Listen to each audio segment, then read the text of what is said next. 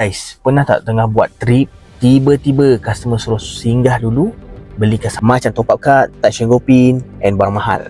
Okay guys, hati-hati sebab ini antara scam yang paling banyak kena dekat driver sekarang ni. Scammer ni dia punya trik simple je. Dia akan cakap, tolong belikan dululah, nanti dah sampai baru bayar cash. Nampak macam percaya kan? Tapi lepas tu hilang guys. Jangan guna duit sendiri untuk belikan apa-apa untuk customer.